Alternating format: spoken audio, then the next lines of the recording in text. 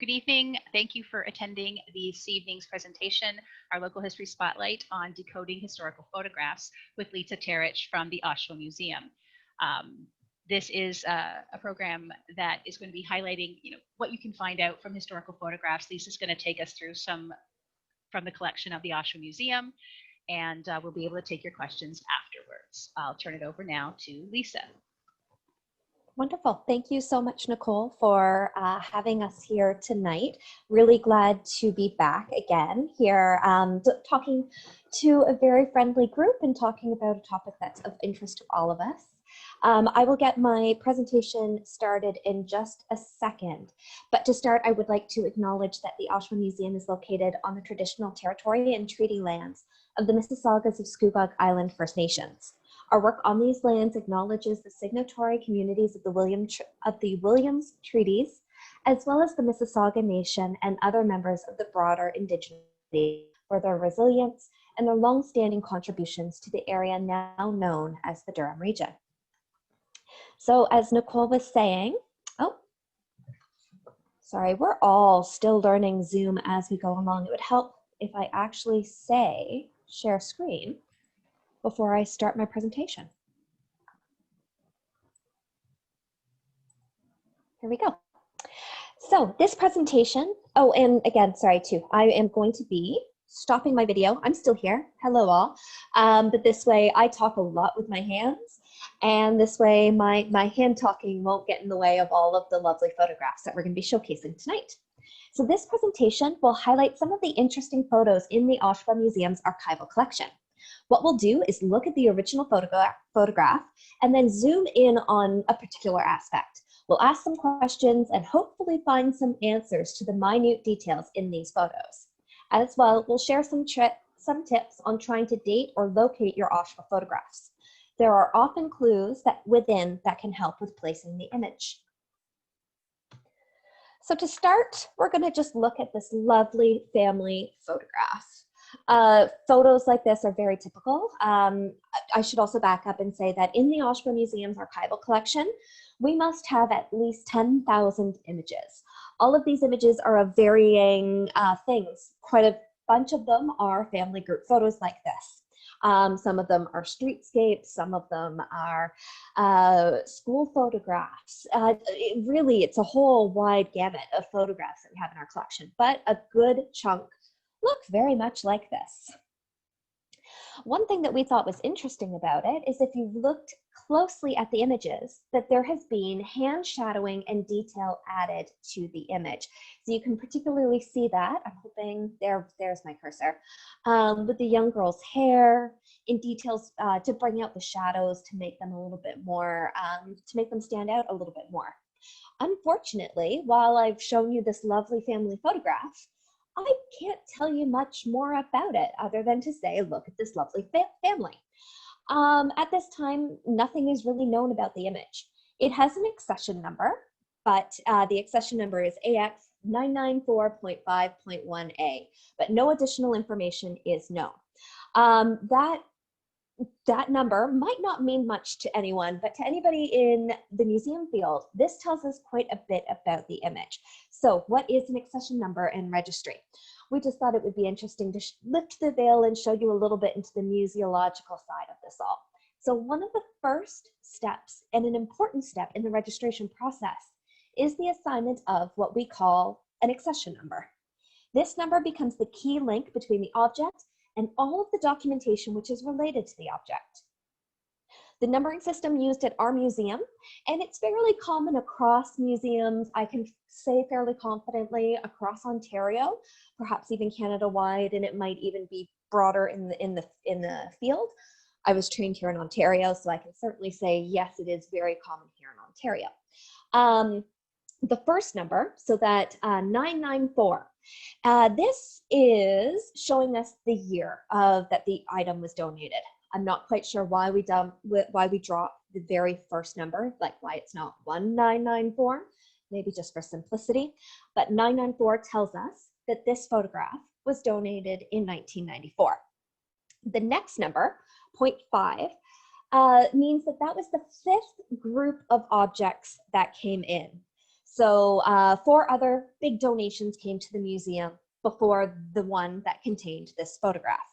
And the last number, the 1, tells us that that was the very first object that we put a number on. So it basically relates to the collection. So there could be, let's say, 10, and the numbers would proceed as continued. So 0.5, 0.5, 994, 0.5, 0.1, 0.2, 0.3, etc., etc., etc.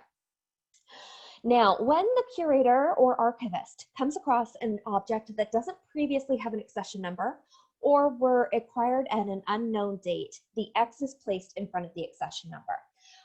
And the way that we determine our physical museum collection versus our archival collection is with the A.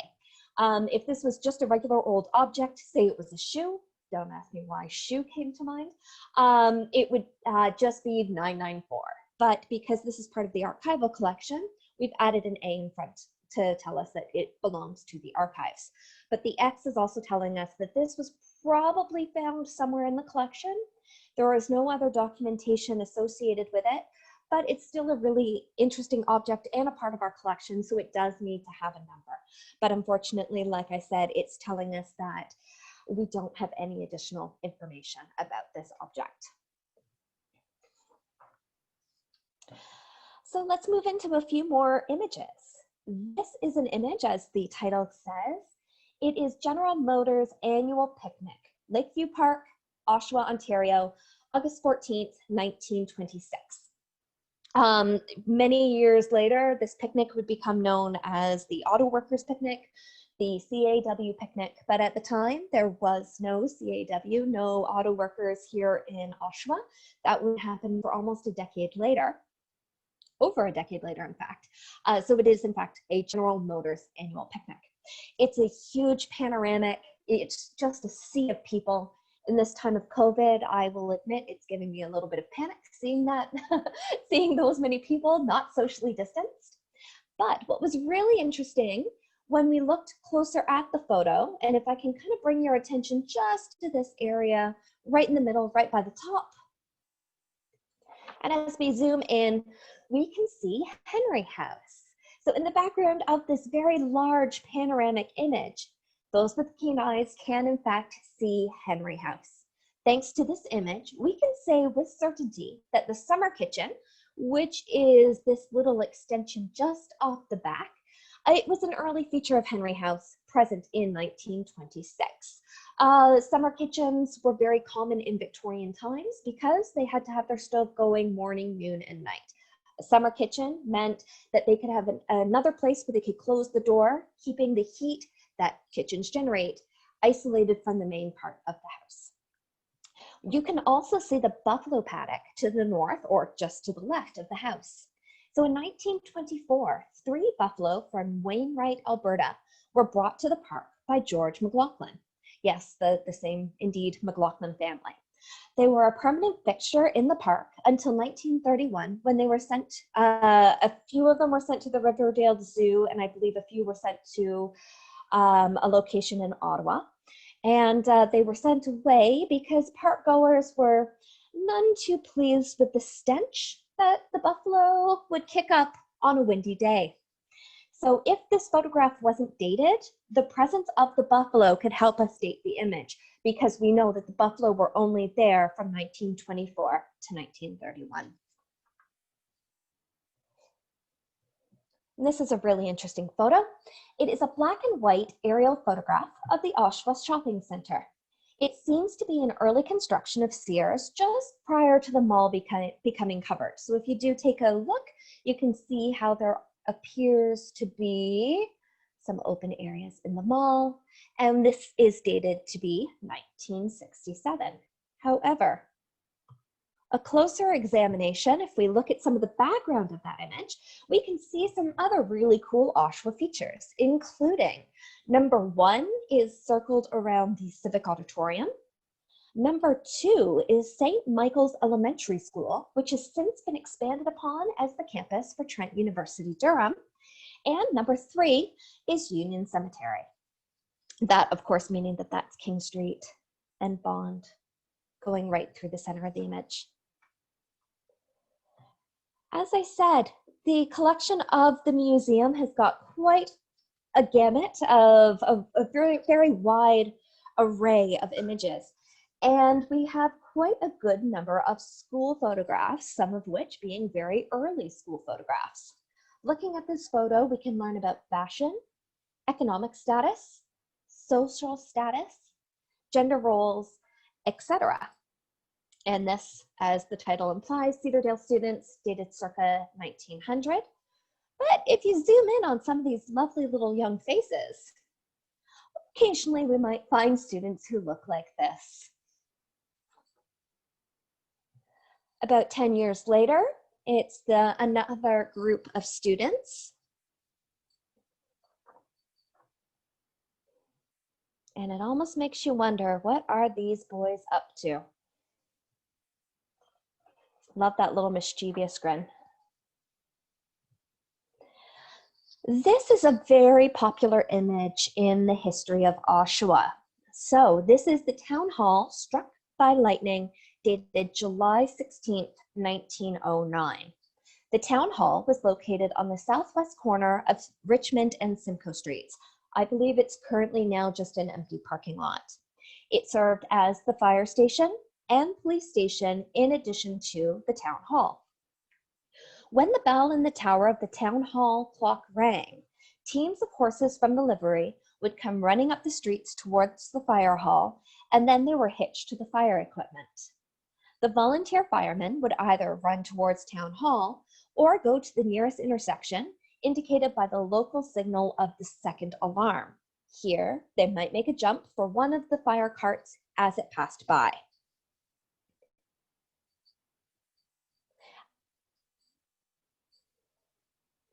So it actually was used as well. After about 6 months, it was, sorry, no, I'm jumping ahead, sorry. So it was actually used for a while as a courthouse, and it also served for a while as a place for school for students, and this is going back to the 1860s. But as you can imagine, having a school as well as a courthouse and jail in the same building, it just didn't really serve to be quite ideal because prisoners were being taken through the schoolroom during class hours. So I believe the school quickly found alternative arrangements for their students. So like I said, you can see the fire up at the top of the bell tower, but when you zoom in and enhance the brightness, you might get a better view of some of the onlookers of this event. You can imagine an event like this would have drawn quite a number of crowds in the downtown. Anything exciting that happened in the town would be a spectacle for those who lived nearby. But it makes you wonder why these children in the streets did not have any shoes on. Granted, it was July, so it might have been warm out, but it could perhaps also be a reflection on the economic status of some of the families living within the town limits at the time. The bell tower of Town Hall can be used as a landmark when looking at images of Simcoe Street. So if you can see the Town Hall spire in the distance, it helps place the image along Simcoe Street. And depending on which side of the road you're seeing that spire, it will give you an idea of which direction you're looking at. So this one, we are looking at a northward direction because we know that the town hall is located on the west side of the street, so on the left-hand side. And of course, another very useful marker would be the Simcoe Street Methodist / United Church. If you can see that spire, chances are you're looking along Simcoe Street, and again, depending on which side of the road, it's going to be northward or southward. And in this case, you are indeed looking southward along Simcoe Street. And before I move on, I will also point out an interesting Oshawa landmark, being the Queen's Hotel. Oshawa has had 2 Queen's Hotels in its history, absolutely no relation one to the other. The second Queen's Hotel, we think, just was trying to popularize on and capitalize on how popular the first and how well known the first Queen's Hotel was. So this iteration here is the very first Queen's Hotel. It was a lovely building at the time. Really interesting architecturally. This image is called Waiting for the Parade, June 9th, 1913. And it appeared in Pictorial Oshawa, the infamous books by Thomas Bulkeley, and I'm going to read the caption. Parades were great events eagerly anticipated by the public.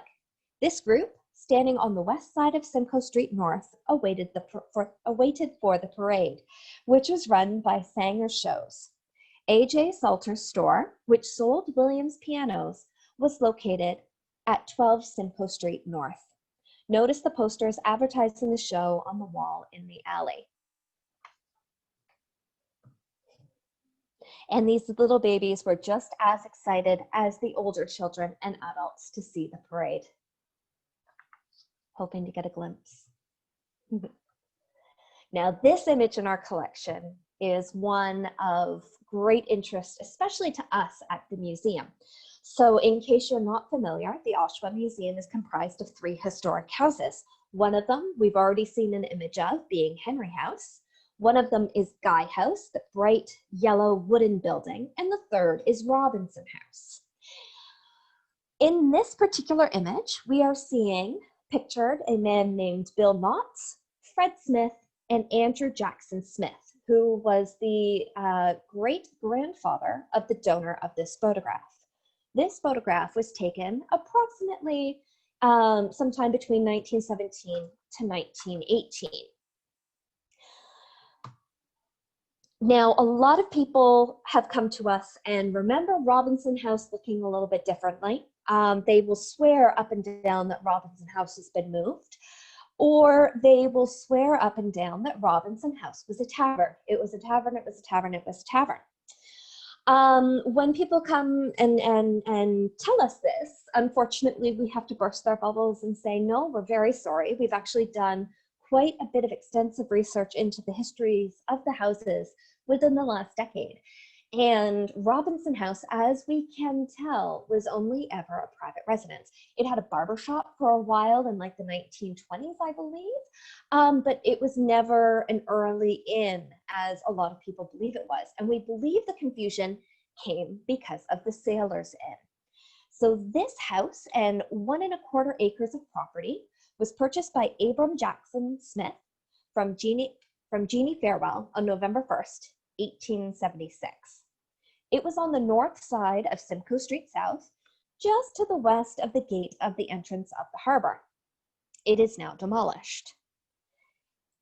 The original photograph was loaned to a man named Earl Hand, who was very active in the early Oshawa Historical Society, and it was loaned to him by a man named Reg Smith, who lived at the inn. East room on the ground floor was the tap room. The bar was moved to the basement, and rooms were then used for the grandfather's bedroom. And many people, as I said, are confused by their memories or they remember an inn, and they tend to confuse that with Robinson House.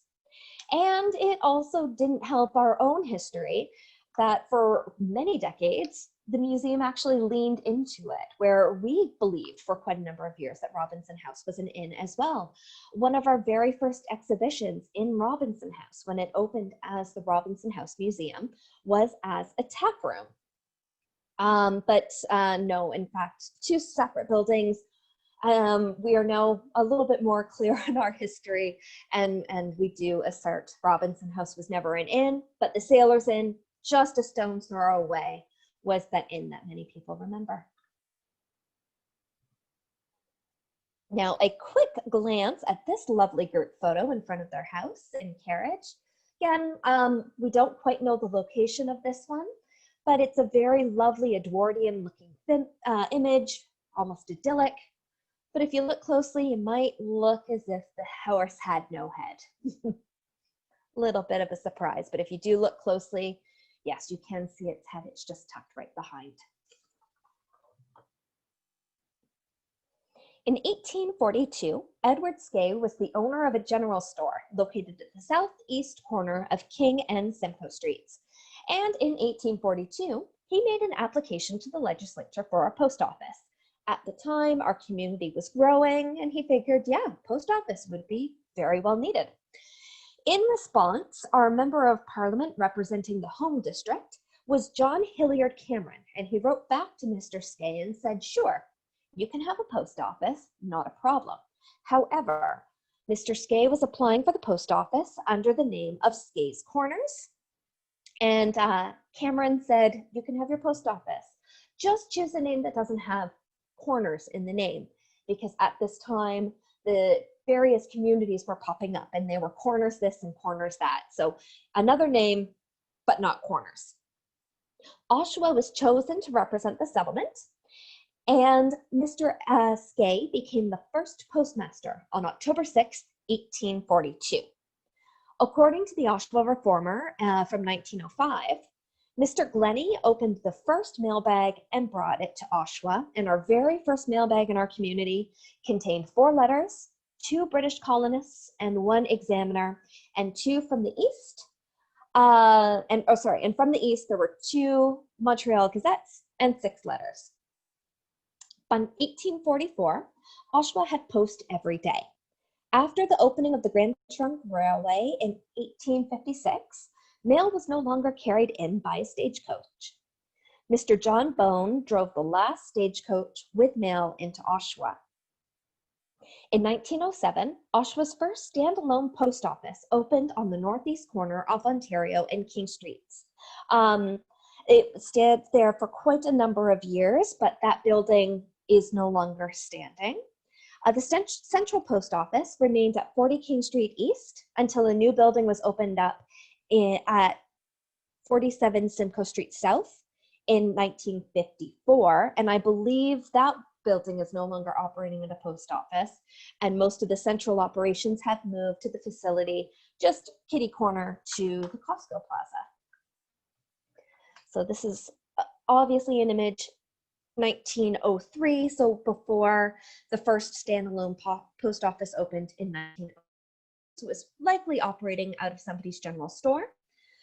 But when you zoom in, you might wonder, is 1903 too early for the very first photobomb? So you can kind of see 2 faces peeking around the corner.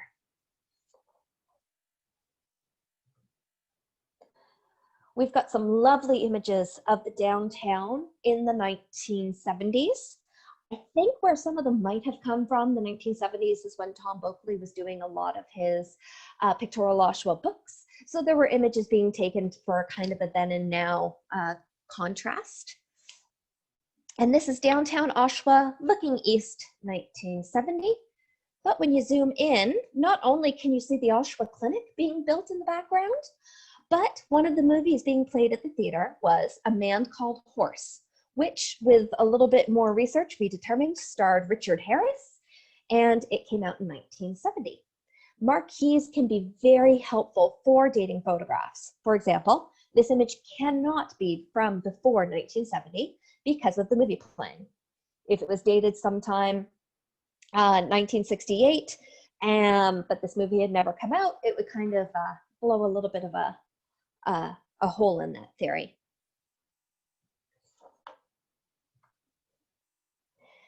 This photo was looking east on King Street West. The mill was built, owned, and operated by J.B. Warren in 1837. He kept the business afloat for 28 years before, unfortunately, he was struck by a series of financial mishaps. The mill saw 7 more owners between 1865 and 1922. This mill was the first building erected east of the Oshawa Creek on the north side of King Street West, which is often known as the Hollow. It was a landmark of early Oshawa that consisted of 6 stories and was 45 feet by 70 feet in dimension. The largest operation of its type in the area, the mill was powered by the water that came down the raceway over what is now McMillan Drive. And it was a flour mill producing plow brand flour. And today, this location is occupied by a large parking garage, largely used by those who work around the downtown. But when you zoom in closely, you can see there's no one around except for those 2 small children. Kind of an interesting little detail. Not much is known about this photograph, except that it was found in the Wilcoxon's family file. The Wilcoxons were related to Thomas Guy Jr., whose brother, James Odgers Guy, was one of the earliest occupants of Guy House, hence why we've named it after him and his family. But when you zoom in a little bit closer, where are all of these people looking? Everyone's kind of being distracted and their attention's being pulled in one direction or another in this image. This is the Lakeview Park Pier. I don't have a date for this image, unfortunately, but I must ask if any of you notice anything missing. There are no railings. My fear of heights is just a little bit more amplified when I look at this image. I like having railings. I get very afraid of things when I'm very accident prone and I might trip and fall. So I like having railings. Not seeing them in this image is, like I said, just a little bit anxiety causing. One of our Oshawa Historical Society members used to live down here at the lake, and in her memoir, she recounts tales of people attempting to swim across the harbor. Apparently, it is much farther than people think, and even cars driving off the pier, either accidentally or on purpose. Our photograph collection also has a large number of portraits, many of which are as simple and as lovely as this. For us, it gives us a little bit of information about very popular Victorian styles at the time. Unfortunately, I don't know her name, but it is a sepia portrait of a woman looking to the right. Her hair is up and she wears a choker or a ribbon around her neck. Closer investigation on the choker, and you can see that there is a pin there. I do wonder if it seems safe, but it must have been fashionable. It appears to be custom made. It might be a symbol of opulence. And if we were able to see the rest of the dress, you would see that it is probably mirrored in the cinch waist of the dress that this woman was likely wearing. We also have a number of baby portraits in our collection. Again, unfortunately, I don't seem to have a name or a date associated with this image. It might be in the database, but I don't have it denoted in my presentation notes.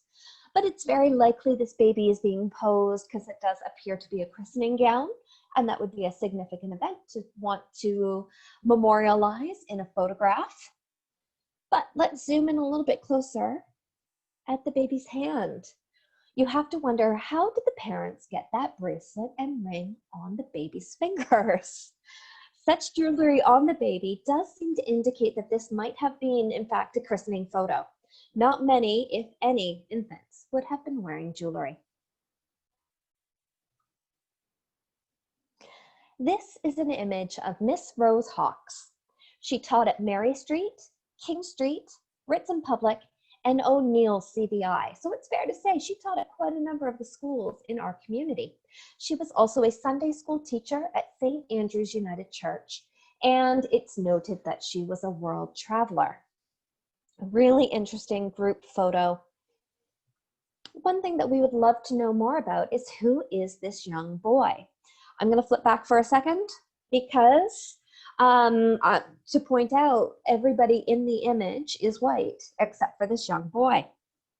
And this is a Sunday school group. For us at the museum, quite a number of years has been focused on the wealthy white industrialist in our community. But we're really trying to shift away from that.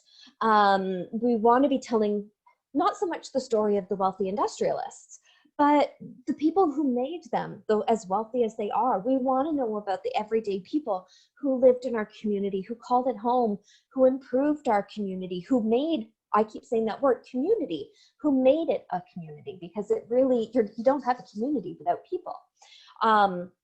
So for us at the museum, it's really important, and the way that we've been trying to say it is, we're trying to tell the more known stories less often and focus more on telling the lesser known stories. So unfortunately, we don't know the names of any of the children in this image. We only know and can identify Miss Hawks herself, but we wish that we knew more about this child because obviously he's important. They all are important, but this image is a really great example of the representation of the diversity in our community, even going back to the turn of the century. Oshawa has been a diverse community for centuries, and we're really, we want to be sharing more of those stories as the years go on. So into some interesting images in our collection. This seems like a perfectly normal group photograph with a group standing in front of a decorated screen. So obviously they went to a professional photographer and likely a photographic studio to have this image taken. But what's up with the floating head, folks? Very, very early Photoshop, perhaps. Maybe, you know, Uncle Bob wasn't able to make the group photo that day, but they really wanted him included. So he was literally cut and pasted into the image. Our archivist will go out and do presentations to high school students about primary sources and how to critically look at photographs. And this is one that she always brings out to the high school student. She'll show them the first image and say, so what's wrong with it? And those with the keen eyes can point out the mysterious floating head. Now, early photograph being what it was, something called a Brady stand became a lot more popular. Now, this might just look like an innocent image of a baby, but I bet you dollars to donuts, there is a parent underneath that sheet holding the baby in place.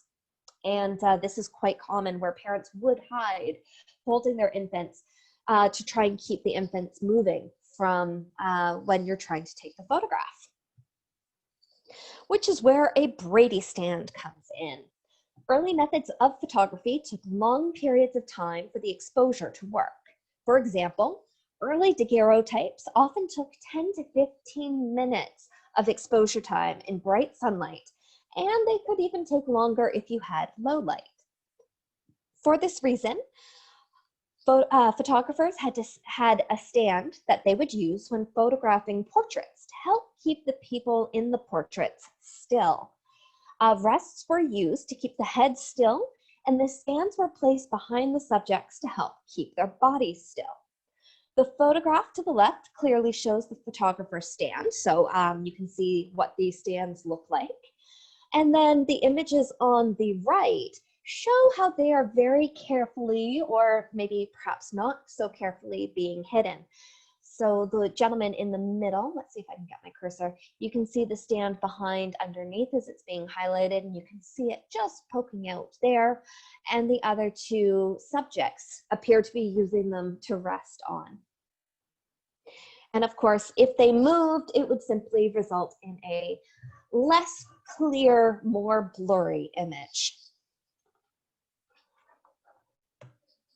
And we have two images in our collection where either you can see the stand or they have made attempts to try and erase the stand from the image. So again, the one on the right, that young girl, her name was Mildred Coates.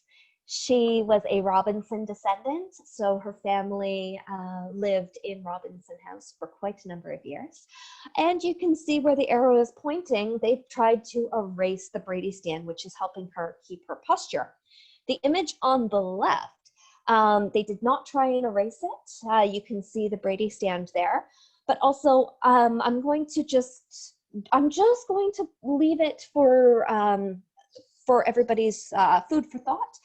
When you actually take a look at the clothing that that individual is wearing, if you looked at the individual's hair and the fact that they're wearing a dress, you might want to call them a female, but when you look a little bit closer, they're also wearing pants. We don't know much about this individual, but it certainly is an interesting outfit choice that they are wearing. And I'm just going to simply leave it at that.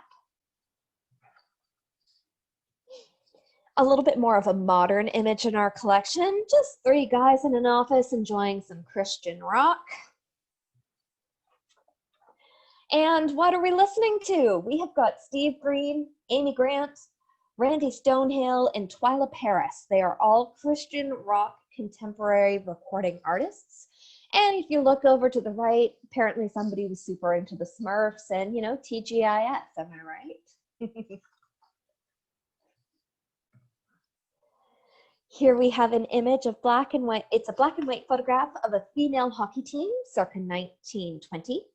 There are 14 members on the team. The girls in front are kneeling and holding their hockey sticks, and the ones in the back are standing and wearing sweaters that have the letter H on them. But let's zoom in a little bit more. Positively no smoking. It's quite interesting that the sign in the background does indicate no smoking, as this is most likely the Bradley Arena, which burned down in 1928. On June 19th, 1928, Oshawa's only arena burnt down in the early hours of the morning. The Bradley Arena was built in 1910 on Richmond Street and was owned and operated by, you guessed it, the Bradley brothers, hence Bradley Arena. The arena provided a place for Oshawa's public to watch and participate in hockey games, boxing matches, roller skating, and public ice skating for 18 years.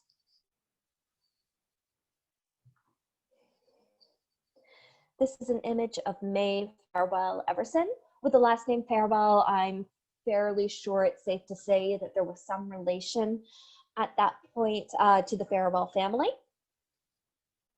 But take a close look at this woman's hair. We'll zoom in just a little bit closer, and you can see that it has been cropped quite short. And in this photo, it appears that the artist has tried to fill in some patches on her hair as well by hand tinting them. So again, we're circling back to the beginning of the presentation with that whole idea of hand tinting. And then moving on to our last slide. I'm not sure if anybody has memories of these theaters in our community, but here we can see the exterior of the Oshawa Center Theaters. How old is this photograph? Well, the best way to try and figure that out, as I said earlier, is by looking at the movies that are playing. The Saturday special matinee is playing In the Heat of the Night and The Russians Are Coming, which were made in 1967 and 1966, respectively. In Cinema 2, we can see The Sterile Cuckoo, starring Liza Minnelli, and a drama called Medium Cool were playing, and both of these were made in 1969. Since the matinee was a special, we can assume that they've been brought back. In the Heat of the Night and The Russians Are Coming, they've been brought back for a special engagement. They must have been just very popular at the time, while the films playing in Cinema 2 are the most current. So it's very safe that we could probably date this image to 1969, or at least after 1969. And from that, it brings a formal end to the presentation. I will thank you all so much for listening. I will find the right button so that I can stop sharing. I will turn my camera back on. Start video. Hello, folks. And if there are any questions, I'm more than happy to try and answer them. Go ahead, John. This has been a very wonderful presentation showing all these photographs. For the general public, such as myself, or for instance, also for educators like myself, how can people gain access to these archives legitimately? So we are operating right now by appointment only. Okay. Pure and simple, it's the safest. We've got very small spaces. So I would recommend either looking, our website is www.oshawamuseum.org. The website is a little clunky. I will just put that little caveat out there. So it might not have the absolute most up-to-date information, but there should be a tab at the top that says research. And from there, you should be able to find the contact information for our archivist. We also, under the tab collections, have a link to our online database where we don't have all of our images uploaded. It's just, we got a small budget. We don't have a lot of money, and to host over 10,000 images would just be too much. So, I understand. but yeah, we do have a sample of our images up there. So we tried to be strategic where it's, you know, downtown streetscapes, things like that, things that people have been most requesting. We've tried to make available online. So I would recommend certainly following up with our archivist first and then going from there. Thank you very much. You're welcome. Lisa, very well presented. And thank you for sharing the insights into the earlier manipulation of photos. I'm wondering, before color photos and slides and all of that kind of thing, I know it was quite common for colorization of photos, hand painted. And I'm wondering if you've been able to bring out and share some of the examples of that from your collection. We have not, but that's definitely something I'm going to suggest and come back to, because you're right. It is another example of either an artist or the photographer themselves taking some artistic license. We've got one image that I can think of off the top of my head where there's a gentleman and he's got a boutonniere, and the boutonniere has been all painted in. Or some of the more common ones as well, there's members of the Oshawa Fire Department back in the 1850s, and all of them have been colorized as well. So those are the two examples that popped to my head, but we don't have very many of them in our collection. Okay. Have you thought of doing a show where you have one image on one side and then a later image on the other, and doing a series of those of various parts of Oshawa?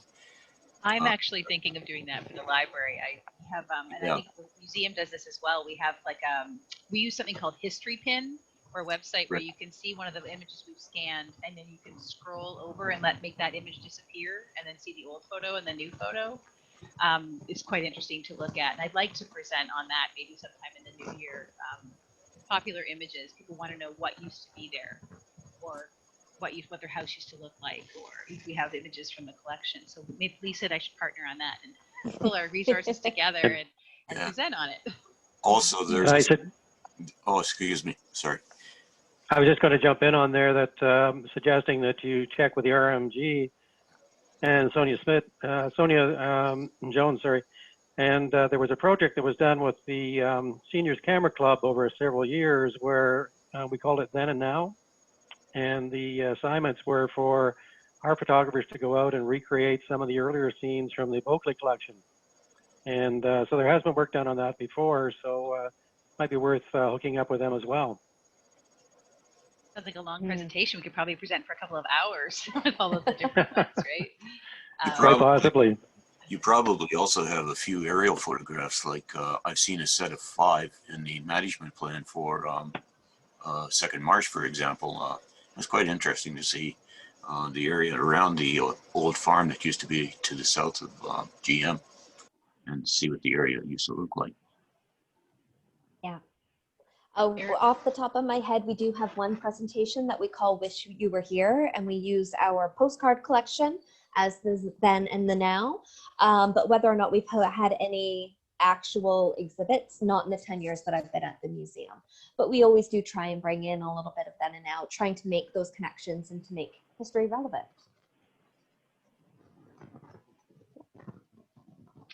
I know, Lisa, I had a question, which people might not realize too, like what goes into researching photographs. Sometimes you get a photograph in a collection, you're not sure even if it's Oshawa. You know, it's a photo album and it comes in from a family that's from Oshawa, but you're trying to figure out who it is. Unidentified photographs, quite often you just like unknown woman wearing red dress, you know, I don't know exactly anything about it. And looking into the research behind it, sort of grouping it together with that. So you would keep images like that with the collection that they came in with, correct? Mm-hmm. Yeah, so it's, I know sometimes we have people questioning us as well. We do the same thing, and they're like, well, why do you have this if you don't know who it is? Like, because we don't know if it's not Oshawa until we might have someone who comes in and says, that's my great grandmother, and they give us all the information. And I'm sure you have instances where that's happened. People have identified, it doesn't happen very often, but sometimes you'll be able to identify I know I've done some research in the past on a certain family, and I came across photographs of them elsewhere, and then I was able to look and see, oh, that face is familiar, and going back and doing the face comparison too. So that could be another program. Who is this Oh my person? goodness, yeah. Is this the same person? And comparing the two. I know sometimes what happens, you mentioned the marquees. What can be sometimes good too is if the image is clear enough, you can zoom in on a car's license plate, because sometimes the year will be on that and help you to date it as well. Exactly. Yeah, we often use the city directories. I know you use them too, to sort of figure out businesses that might be in the background on the street, when they were there, when they weren't there, and trying to, like you did with the movie marquee at the Oshawa Center, what's the latest date this could possibly be? What's the earliest date? So yeah, it's like you, thousands of photographs that you have. It's just amazing to. We'd love to do research on every single photograph, but sometimes there just isn't the time. So someone asks us, we go into that if we're doing an assignment, a project. But so it's great that you're able to sort of point those out, and the retouching. I didn't even notice the stand. Some of the old photos that I have in my own personal collection, I'm now going to go back and say, where is the stand? Is it there? Did they erase it? Is it hidden? Because I never really thought about that before. And we also have quite a number, like that. I only showed the one, but we've got quite a number of photographs where it's very obvious there's a parent under a bed sheet and they're holding the baby still. But also, to jump back to your point about the further research, one aspect of my job, I'm not the archivist, I am the community engagement coordinator. I guess I should have also launched into that at the beginning of the talk, so my apologies. But I coordinate the museum's social media presence. Every Thursday, we post a very popular Throwback Thursday, where I find an image in the archives that captures my interest, and I figure if it captures mine, it will probably capture others. And guaranteed, whatever image we post, there will be questions wanting more details. So quite a bit of the research that has gone into these images might have resulted pure and simple because of social media, and either trying to find the answers for people or trying to get ahead of the questions that we inevitably will know will come up. Excellent. I look forward to those too. We post something similar, trying to figure out, well, what's Lisa going to post this week? What am I going to post? We never post the same thing. It's always something different. We post more modern things, I think, and you post the older stuff, so it's sort of, we're not, there's a number of heritage organizations in the city. Merle, you mentioned the RMG, of course. They have an image collection. They hold the Thomas Boakley collection, for those that aren't aware, that Lisa mentioned earlier. So all of their photographs are there, over 4,000, I think. And some of them are digitized and online. But the museum, of course, has the photographs as well, and we have some photographs in our collection.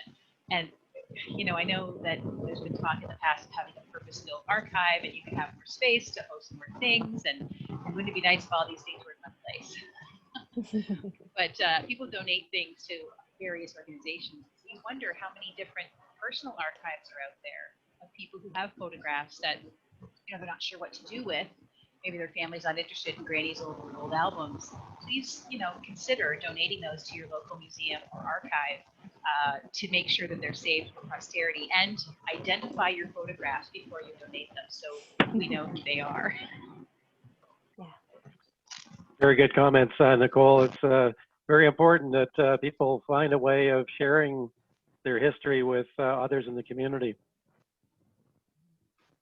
Absolutely. Couldn't agree more. How does a person donate photos and digitize photos to the archive? We recommend getting in contact with us. Jennifer's email is on the website, or at least it should be. I really hope it is. But even if it's sent along to me, whoever it gets sent to, we filter it down to Jen.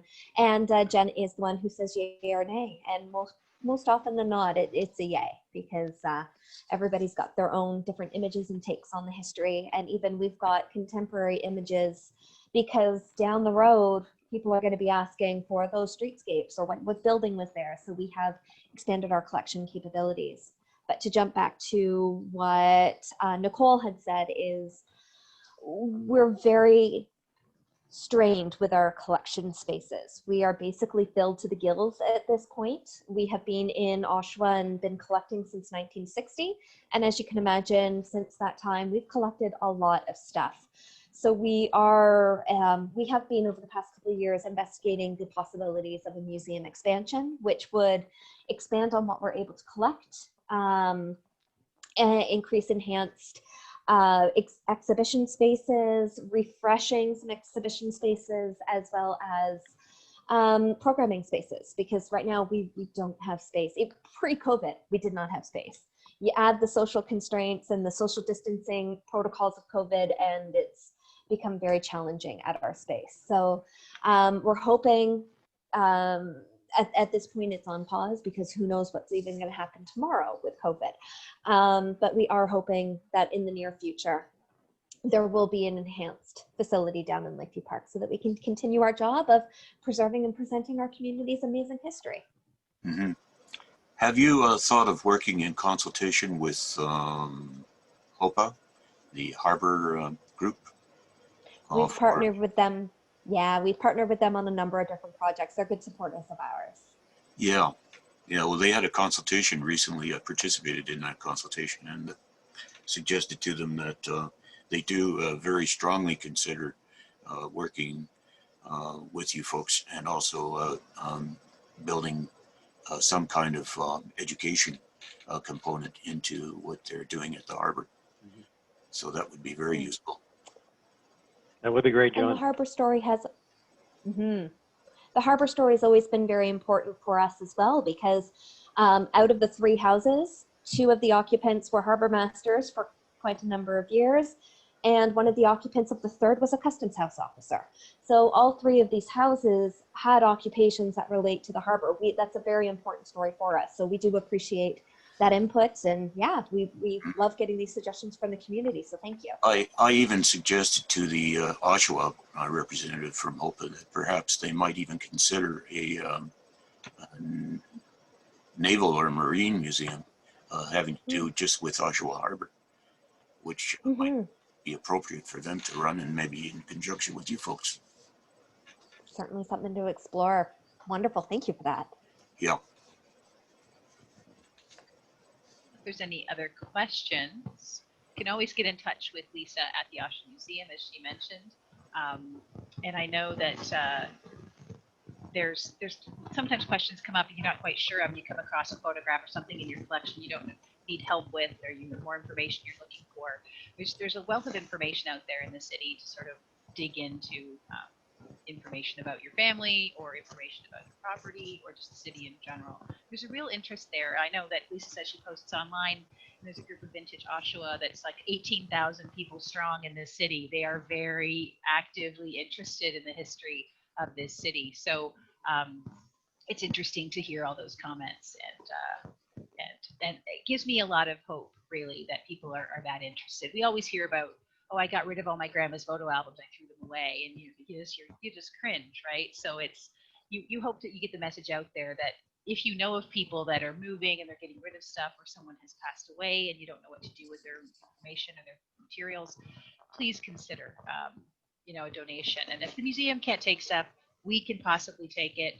But I always think of the museum first, because they're the memory of the city. So thank you so much for your questions and the presentation, Lisa. It's raised a number of questions for me that I have to now go back and look up. Merle's giving us the thumbs up. I hope to see everybody. I hope everybody has a nice holiday season. I don't know if we'll be talking with anybody. We're not having a local history spotlight in December, and we're not doing any in-person meetings for quite a while now going forward. So we're planning our January, Februarys to be virtual as well. But send me your ideas if you want to know a little bit of information. Thanks, John, for those comments. And I think I'm going to be thinking about some new presentation ideas for sure. You're welcome. Thank you so much. Yep, this has been wonderful, this history stuff that's being done. It's a wonderful series. And if I may, I've dropped the Oshawa Museum's website in the chat, and I've also dropped my email address. So if that's just an easy way to get a hold of us if you want to follow up.